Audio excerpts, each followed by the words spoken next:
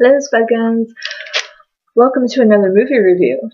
Today we're doing Sex and the City 2.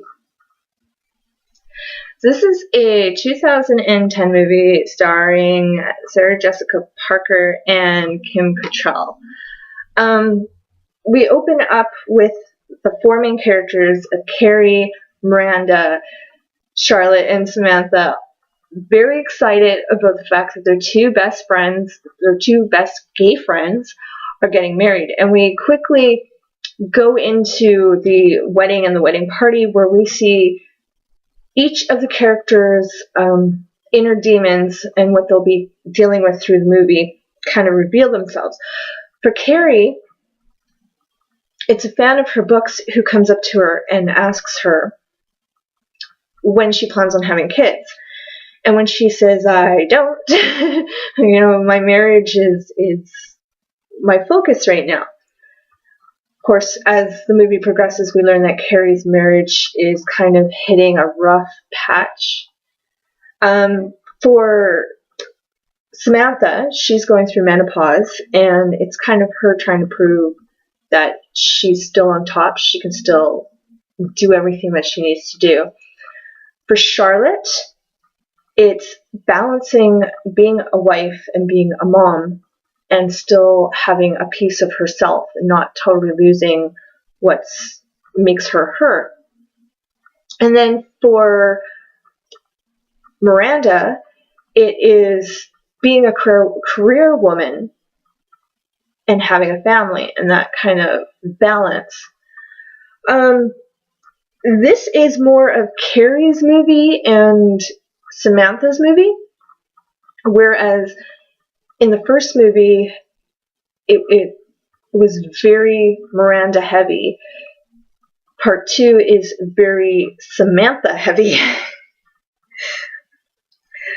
The women then, we then go from the wedding party to the little snippets of what their demons are, to Samantha being offered a major PR opportunity halfway across the planet.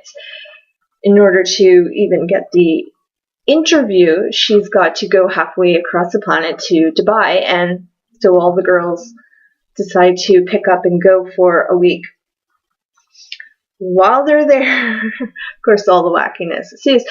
While they're there, we get this big culture shock, and the differences between what they're used to and what the reality is over in that area of the planet are very different. It's like night and day.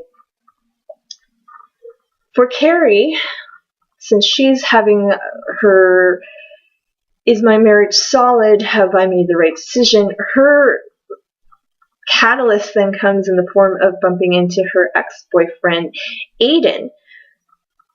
And there's this whole what might have been, what could be kind of happening, and she shares a kiss with him. Riddled with guilt, she calls her husband in the middle of the night and tells him. Samantha, she gets arrested for basically being Samantha, for showing affection, shall we say, to her current boyfriend, date, love interest, for showing some affection in public, and she gets arrested for it. And this ends up having the women running, basically being run out of town, slapped with every stage of womanhood in this thing, from being a single woman, childless, to being married and childless, to being married with children, and being going through menopause.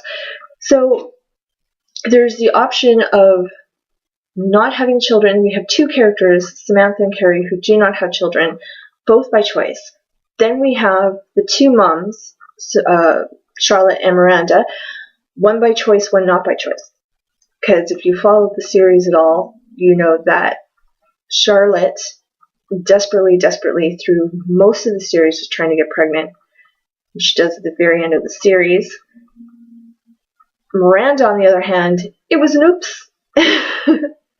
It was an oops, and it's kind of how she dealt with it. Her arc was very heavy in the series, in seasons 5 and 6, and then of course in the first movie. I kind of thought this was a great metaphor for finding a way to balance all the aspects of your life, to make it work and still keep a piece of yourself, to not lose who you are as a person to your situation or to your family, and still being grateful for the freedoms that you have. I think that plays out quite well with the going from the gay wedding to having no voice.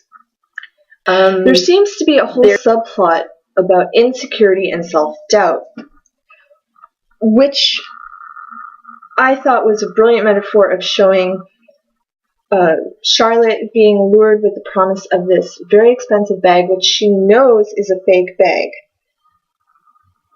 Then, as this is happening, as they are walking away from this vendor, Samantha starts screaming in the middle of the street about sex and condoms, and this literally gets them chased by a bunch of angry men.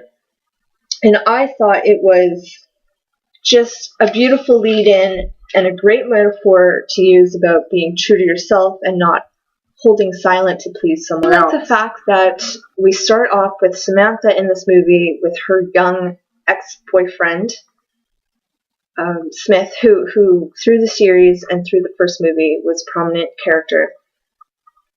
Then she takes a turn, and while she's in Abu Dhabi, she meets a man who is, I don't know if he's supposed to be older than her or her age, but I thought that really was a nice arc for her, bringing her through this growth and maturity and this kind of acceptance. The 4 main characters are smuggled out of the country, there's this idea of solidarity. Okay, so when I went to, this is 2010, and when I went to see this movie at the theater, I have to say I was disappointed. As a since the beginning of the series, long-time fan of Sex and the City, I was extremely disappointed, and I was a little bit angry even with the way they did the movie. Personally, I had walked out of this thinking I would have done the Abu Dhabi stuff first, and then gone with the gay wedding. I would have done it backwards to the way they did. A couple of years later, having seen this, I have to admit I've only seen this movie about 5 or 6 times compared to the first movie and the other episodes of the series, which I watch constantly. Looking at it now, it's brilliant. It's they had to show you the freedom and the accessibility,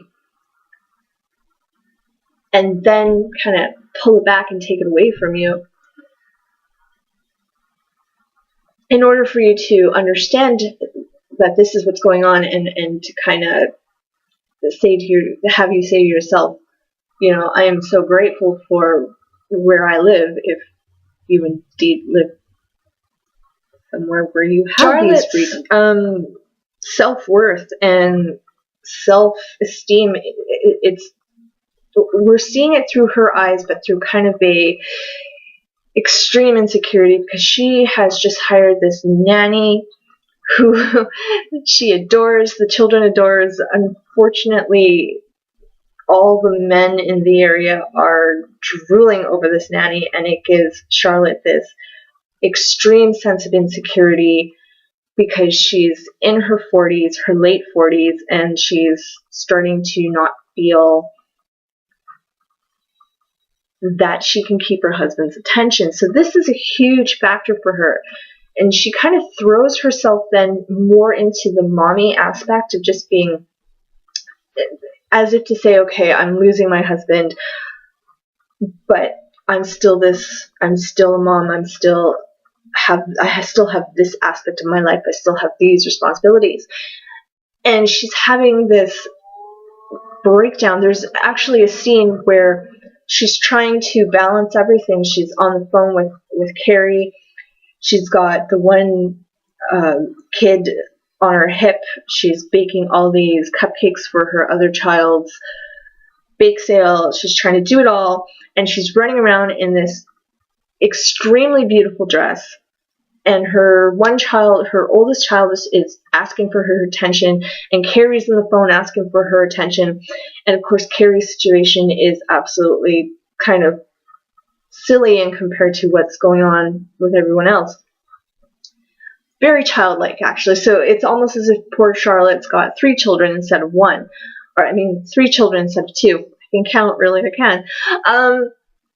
And the oldest child is trying desperately to get Charlotte's attention, and she puts her hands into paint and then slaps Charlotte on the butt in this beautiful white dress, ruins the dress, and Charlotte has a complete physical, emotional meltdown, just locks herself in the closet and freaks out. We see her kind of losing grasp on who she thinks she's supposed to be compared to who she's feeling she's become. There is the infamous opening flashback scene where we see each of the lead characters in what's supposed to be the 1980s as teenagers, and it falls flat. It really does. It would have been better if they had just literally hired teenagers who somewhat looked like them to play the roles. The scene itself is maybe 2 minutes, 2.5 minutes, and it's supposed to set this mood of their individuality, and it doesn't. It just... Okay. Until next time, creeping screams.